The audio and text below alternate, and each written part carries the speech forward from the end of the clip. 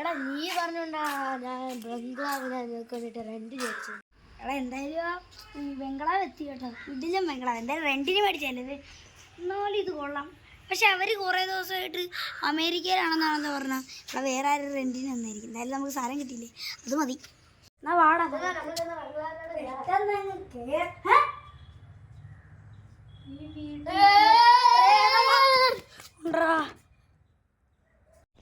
നമുക്ക് ചിലപ്പോ തോന്നേ സുഖമായിരിക്കാനല്ലേ.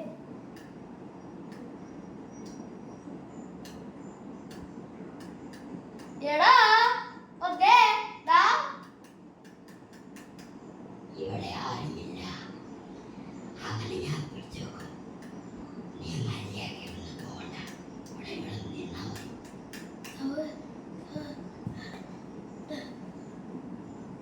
മര്യാദക്ക് ഇവിടെ നിന്നോ. ആരുടെയും ശബ്ദം കേൾക്കുന്നുണ്ട് കേട്ടോ. ഇവിടെ ആരാ നിങ്ങൾ? ആരാ ചേട്ടാ? എന്റെ പേര് ഞാൻ ഈ ബംഗ്ലാവിൽ താമസിച്ചത്. ഒരു രാത്രി അരേന്റെ ആൾ എന്നെ കൊന്നു. ചേട്ടാ ഞങ്ങളൊന്നും ചെയ്തില്ല. ഞങ്ങളൊന്നും പ്രേതമാകുന്നുണ്ട്. നമുക്ക് ഇവിടെ നടന്നു പോയി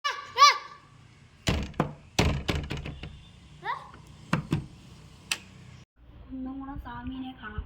അയാൾക്ക് ഈ പ്രേതബാധയൊക്കെ ചെയ്യാനുള്ള ഇതൊക്കെ എനിക്കറിയാം. കുന്നംകുളം സ്വാമി ഞങ്ങളൊരു ബംഗ്ലാവിൽ കയറി, അത് റെൻറ്റിന് കൊടുത്ത. അവിടെ ഞങ്ങൾ കയറിയപ്പോൾ താനെ പ്രേതമെന്ന് തോന്നുന്നു താനെ കഥക് തുറന്നല്ലേ. പോരാണ്ട് തന്നെ ആരെ സംസാരിച്ചതുപോലെ ഇങ്ങനെ എന്തൊക്കെയോ ഒരു സംസാരം. അയാളുടെ ഷിബു എന്നൊക്കെയാണ് അയാളുടെ പേര് പറഞ്ഞത്. അങ്ങനെയാണ് ഒരു സംഭവമൊക്കെ. നിങ്ങൾക്ക് ആ ബംഗ്ലാവിൻ്റെ പേര് അറിയാം? ശുവലം. നമ്മളെങ്ങനെ ചുമ്മാതെ വന്നു. ഷിബുവിന് പുഷ്പം പൂന്ന് വെച്ച ജീവനായിരുന്നു. അങ്ങനെ ഒരു ദിവസം അവിടുത്തെ ഗ്രാമത്തലവൻ അവനെ വെട്ടി കുഴിച്ച് കൊന്നു കളഞ്ഞു. അങ്ങനെ അവനെ കുത്തിക്കൊന്നു, അവനെ കുഴിച്ചു മൂടി. പക്ഷേ ആരെങ്കിലും ആ പുഷ്പ